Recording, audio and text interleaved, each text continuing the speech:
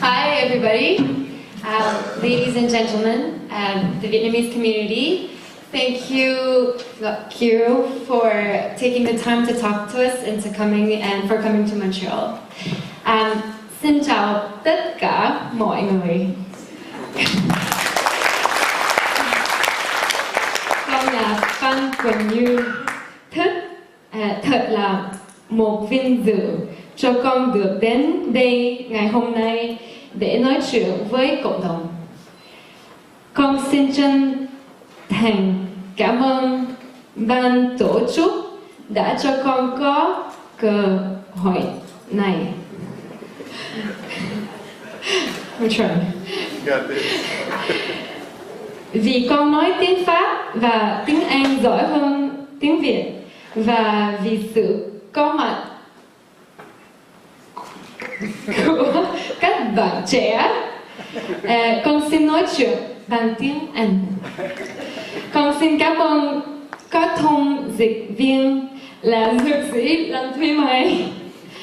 Xin các bác thông cảm.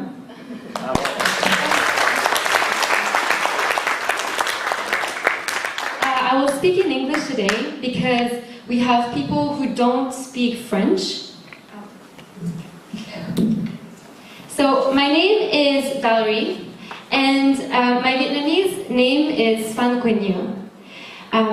My parents were born in Vietnam, but I was born here in Canada. Some of you know me, a lot of you don't.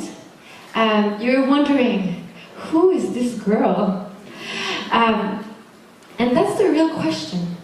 Who am I? I'm nobody. I'm not a lawyer. I'm not a politician. I'm nobody. That's the best and the most important answer I can give you today. We have this misconception that to do something big, you have to be something big, somebody big.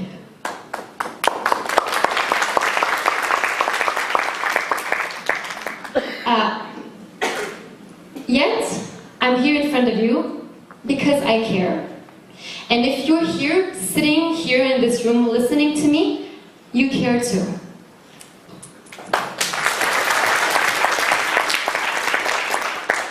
When did I start caring?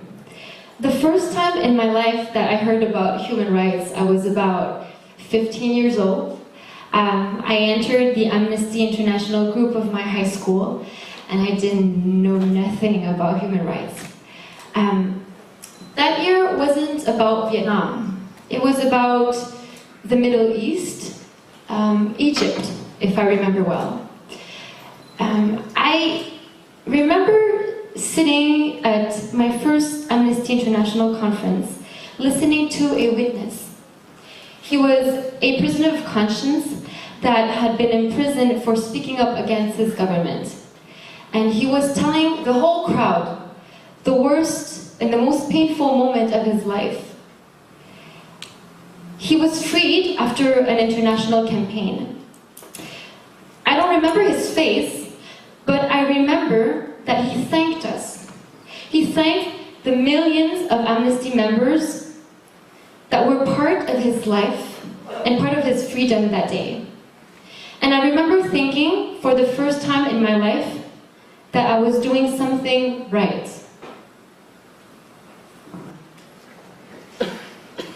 I've always been lucky. I was born here in Canada, in a peaceful country. I have a loving family. Happy Father's Day, Papa. I have a good job. And I have everything I've ever needed. But I did not choose this life. It was given to me. I could have been born in Vietnam, I could have been born in a different country, but I was born here, with this family. My first message to you today is to never underestimate the strength of an idea. Because I don't think that my teacher could have ever imagined the impact he had on me. I don't think that he knows that by bringing me to that conference on that day, he changed my life and that this concept of human rights grew in me and is a part of my life today.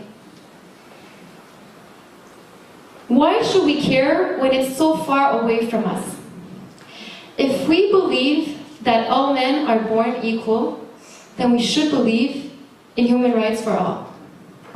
The Universal Declaration of Human Rights declares that everyone has the right to life, liberty, security, no slavery, no torture, no cruel treatment, no arbitrary arrest, fair and public hearing, freedom of expression.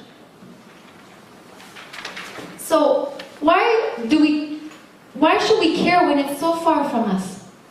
Because a man in Vietnam, in Syria or in China is as important as a man here in Canada. Human rights go beyond politics, it goes beyond country boundaries.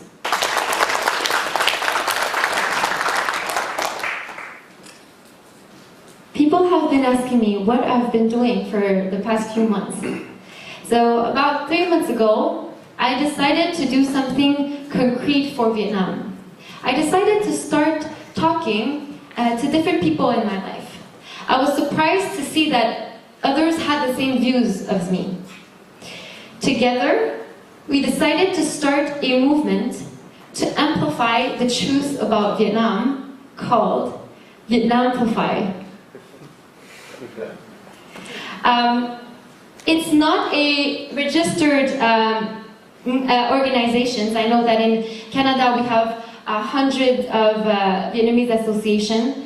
We wanted this movement to be more universal. We wanted people to use the name, whether you're from Gom or for any other organizations or the Buddhist organizations, you can use our name, #Vietnamplify. I will ask the members of Vietnamplify to stand up and say hi. So Cynthia Machado, who is not Vietnamese, Frederick Vo, Andre, and Christian, when I say Christian. So we've discussed for hours and hours to come up with our concept that we're going to present to you. What is the mission of Vietnamplify?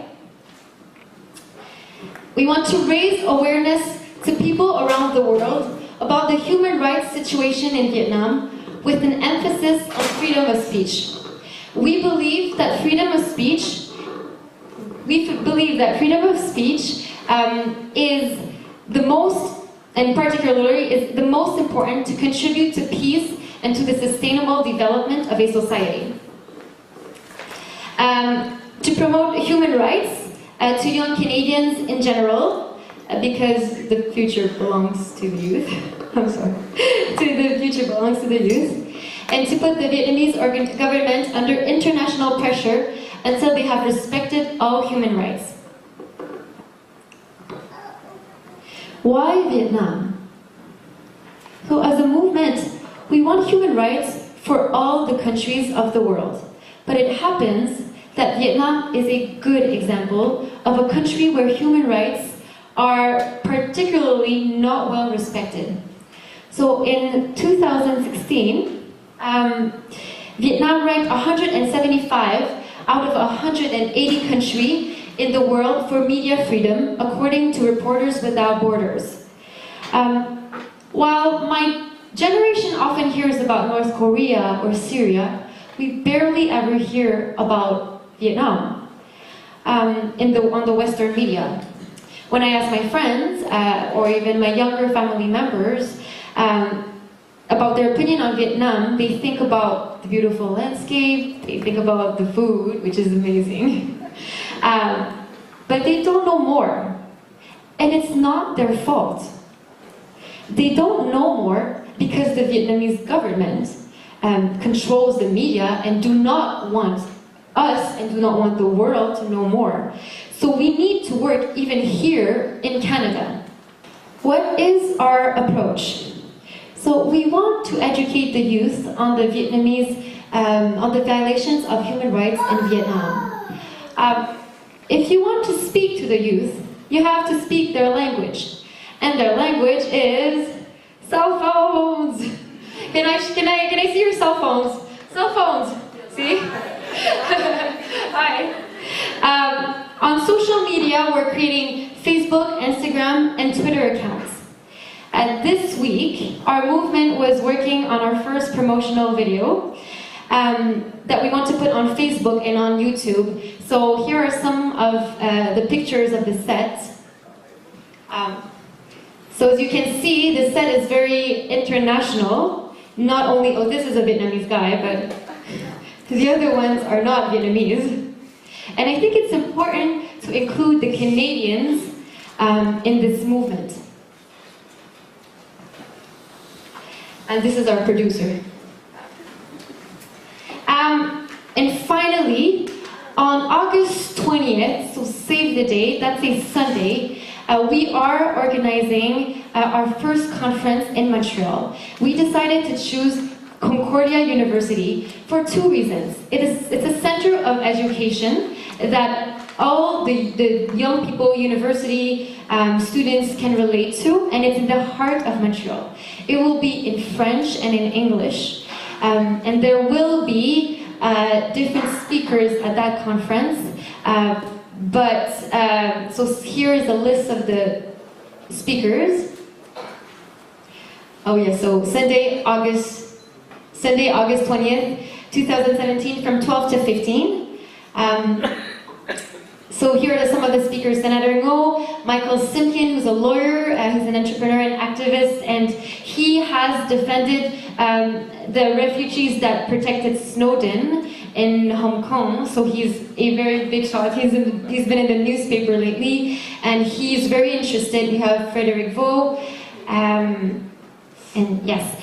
Right after the conference, we will have a march on the streets of Montreal. Just to give you an idea, that conference room is 692, has 692 places.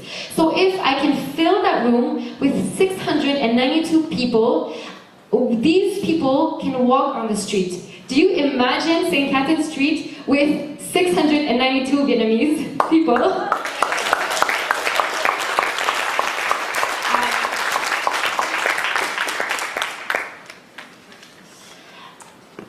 In Vietnam, people who speak up and protest against the government can disappear the next day. Each person who will walk on the streets of Montreal on April 20th will represent one person in Vietnam who cannot do it him or herself. Let's give them our voice. We have the freedom and the power to do it.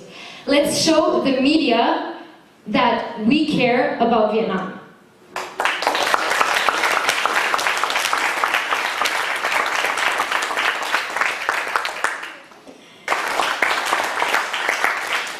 Will all of this help? Yes. Our values are freedom of expression, non-violence, and activism.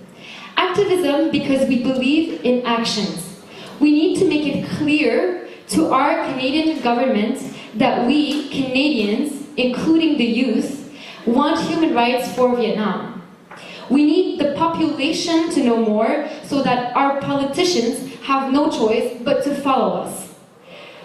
A good example is that recently, the American population stood up to protest against the Dakota pipeline.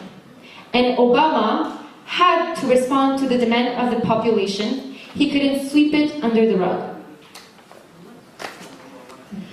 Finally, sometimes I think about stopping. Stopping to care because it would hurt less. And stopping to do something because I'm tired. But then I remember what I'm fighting for. I'm fighting for people who are in prison at the moment I'm speaking to. I think about their prison cell, about how afraid and lonely they must feel, and how happy they would be knowing that there's a room filled of people discussing about how to get them out of there. And I continue. I continue for Chung Huynh Duy Thuc, for Nguyễn Văn Đài, for all of them who've been imprisoned for years. There's a quote from Aung San Suu Kyi that Miss Ngọc, I think you like too, which is, "You should never let your fears prevent you from doing what is right." In my case, my fears, I have the fear of failure, I have the fear of criticism by everybody, the fear of wasting my time. But we have to overcome our fears. We have to overcome our fears, work together, and support each other in this fight for what is right. Because it is a difficult fight. It's difficult to fight for this cause. But let's remember that nothing that is worth fighting for comes easily.